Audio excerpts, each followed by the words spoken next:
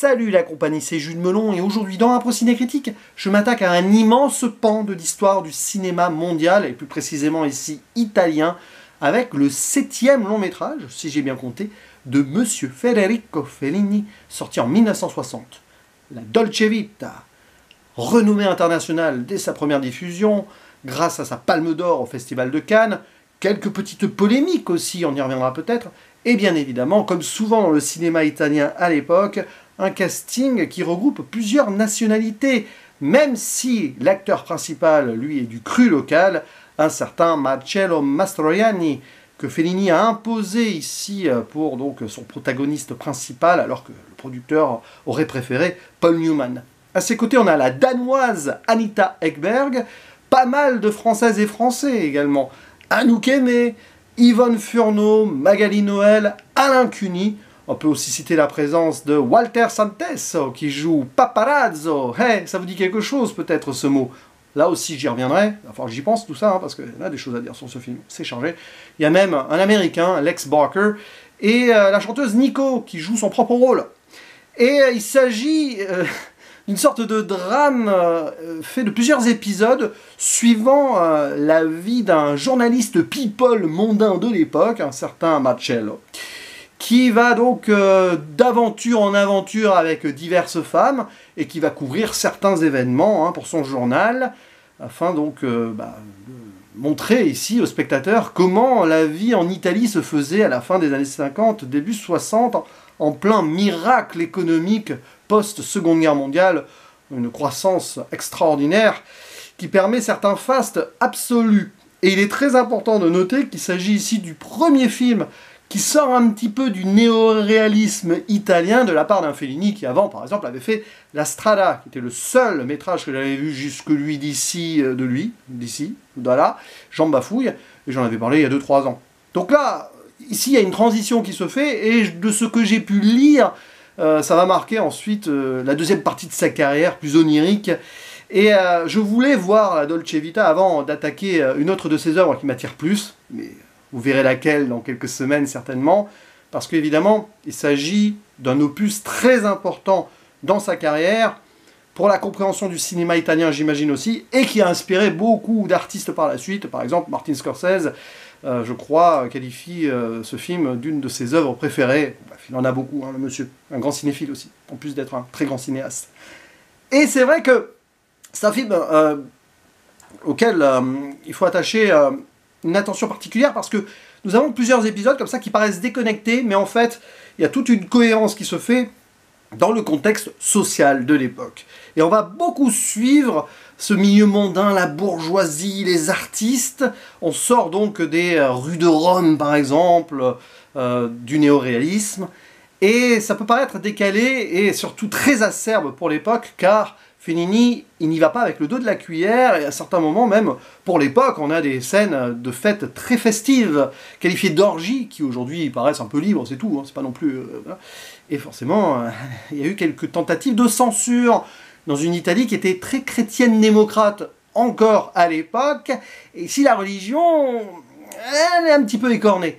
Parce que Fellini, il n'oublie rien. Il sait d'où il vient déjà, oui, il a vu l'évolution de son Italie, et ici en tant que cinéaste, il y pose un regard à la fois, comment dirais-je, amoureux, j'ai envie de dire, positif, notamment sur l'architecture, bien que beaucoup de décors ont été reconstitués dans la Cinecittà, vous savez, ces studios extraordinaires, c'était le faste à l'époque, avec ce boom économique, là-bas à Rome, ça devenait le nouvel Hollywood, dans le sens... On dépensait pas mal d'argent et on faisait tout dans la reconstruction, même si au début, quand même, on voit l'Italie de l'époque qui évolue. Et la première scène du film, pour moi, raconte énormément déjà sur ce point. On voit cette statue d'un Christ, donc la religion, amenée d'un hélicoptère depuis la campagne. On voit arriver comme ça, il y a même des ruines qui évoquent l'Empire romain, vers la ville de Rome, et on voit avec ce travelling les enfants qui courent, les immeubles, les buildings, etc. Donc les nouvelles constructions post-Seconde Guerre mondiale et le bourgeonnement de ces nouvelles villes. Et directement là, on a le discours de Fellini qui nous montre donc les racines de l'Italie, qui, on va dire, dérive peu à peu vers une vie plus urbaine, citadine, avec ces moments extraordinaires, notamment sur le plan artistique, qui nous montrent voilà, des moments presque cabaret, etc. C'est la liberté totale, mais aussi la décadence. Et quelque part, la Dolce Vita, le film est un peu trompeur, parce que tous ces bobos qui vivent leur vie douce, la douceur de vivre, quoi, ben, parmi eux, pas mal souffrent. Notamment notre héros qui, à la fois, aime cette vie-là, puisqu'il va de femme en femme, comme ça, et on le montre assez détestable, parce qu'il a une copine officielle, qu'il délaisse complètement, et qui en est déprimé. Et on comprend pourquoi. Et lui, il va draguer une bourgeoise, là, jouée par Anouk Aimée. Il y aura une scène plus tard avec elle qui est extraordinaire, de faux semblants d'écho, alors que c'est pas dans la même pièce. Ça montre bien aussi l'illusion hein, de ce monde. Après, il va y avoir donc cette actrice avec la fameuse scène dans la Fontaine de Trévi, hein, que beaucoup connaissent et que je connaissais même avant de voir le film, qui a marqué l'histoire du cinéma. Une actrice qui peut être comparée à Marilyn Monroe, d'ailleurs, il y a souvent des clins d'œil là-dessus. Et à qui d'ailleurs un journaliste pose la question à un moment, est-ce que vous pensez que le néoréalisme italien est mort? Bah, avec ce film, on peut se poser la question. Et puis voilà, et puis donc il rencontre plein de gens comme ça, et il n'est pas stable, mais en même temps, donc, il rencontre cet ami qui lui-même est resté intellectuel, plus dans l'art pur, et on comprend donc que notre journaliste, bon, il a choisi cette voie par facilité peut-être, mais à la base c'est quelqu'un qui voulait écrire, qui voulait créer, qui a presque trouvé cette branche par défaut, qui en profite, mais qui n'en est pas si heureux que ça. Et cette quête de bonheur impossible, en allant de conquête en conquête, prouve qu'il ne peut pas s'installer dans une vie normale, construite, et c'est pour ça que le film est déconstruit en plusieurs épisodes, parce que nous avons ici un protagoniste principal qui ne peut pas s'installer, qui va toujours d'un point à l'autre, paf, il ne fait que passer dans cette Italie en pleine évolution. Et voilà la grandeur de ce film, c'est que, arrivé au bout, il y a des moments, oui, le temps peut être long, parce que presque 3 heures, et à certains moments, tu décroches un peu, mais même quand tu décroches, il y a tout un plan artistique dans la tête de Fellini, ça se voit, et on ne peut qu'apprécier la composition de ces séquences, les moments donc presque qui sont en rapport donc au cirque. Alors là, on va se rappeler de la Strada sur certains points évidemment, et c'est dur. Il y a quand même des discussions qui sont dures. Alors évidemment, on voit des gens qui sont riches, mais ça montre aussi que derrière ce paravent de la mondanité, etc., se cachent des gens qui fuient une certaine réalité. C'est pour ça que le néoréalisme fuit, à l'image de ce film qui fuit de son personnage principal qui est en fuite perpétuelle. Et rien que pour cela, c'est un grand film, parce que c'est ça aussi la force du cinéma, c'est placer quelque chose dans un contexte et le montrer à travers donc, cet art unique, ce 7e art, et Fellini il le fait super bien, entre plans très terre à terre, parce que finalement on est quand même encore dans le réalisme, hein, mais on voit cette tentative de vision, de visée à venir, qui le plongera peut-être autre part dans d'autres œuvres qu'il fera par la suite, dont une, vraiment, j'insiste, que j'évoquerai cette année, ça c'est sûr. Oh, vous pouvez deviner laquelle en commentaire, et la personne qui trouvera le bon film, eh ben, gagnera toute ma gratitude. Voilà, mais bon, la Dolce Vita, c'est le genre de truc qu'on peut analyser pendant des heures si on veut. Donc la scène à Fontaine, un moment avec les paparazzis, oui, on va en parler. Le paparazzo, comme ça le personnage, et ben c'est ça qui a donné le nom paparazzi, tous ces photographes là qui viennent essayer de voler l'intimité des gens et des stars surtout. Eh bien, le personnage de paparazzo, c'est ça, c'est de là que le mot vient.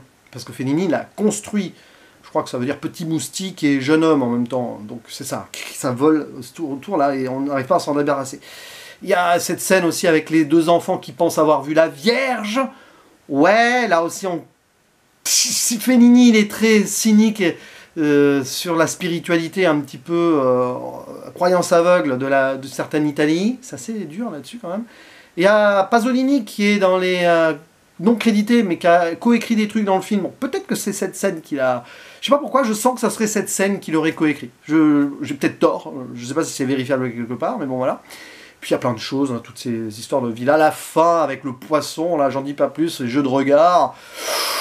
Ouais, non, c'est vraiment très fort. Il y a une scène, un épisode très dramatique aussi dans le film sur lequel je ne dirai rien, parce que c'est poignant, mais là encore, on voit tout le drame autour, notamment encore avec des paparazzis qui viennent s'en mêler. C'est un film très complet, peut-être très riche et trop riche par moment, premier visionnage en tout cas, mais alors je sens la grandeur d'une œuvre qui va me rester en tête. Et c'est pas évident d'en parler comme ça, mais je vais pas aller beaucoup plus loin dans tout ce que j'ai pu dire. Je vous laisse à vos propres analyses en commentaire pour qu'on puisse en discuter ensemble. J'ai certainement oublié beaucoup de choses. Je ne vais pas forcément parler de la performance des actrices et des acteurs, mais peu importe. On peut prolonger cela et donc développer d'autres points ci-dessous en tapant parce que si vous tapez sous le clavier, il n'y aura rien, quoi. Mais sur le clavier, je vous attends et je vous répondrai avec grand plaisir. Je vous dis à la prochaine. Ciao. Et oui, la musique de Nino Rota aussi comme d'habitude, mais toujours très bien. Bon bref, allez, ciao, à la prochaine. Ciao, ciao, ciao, ciao.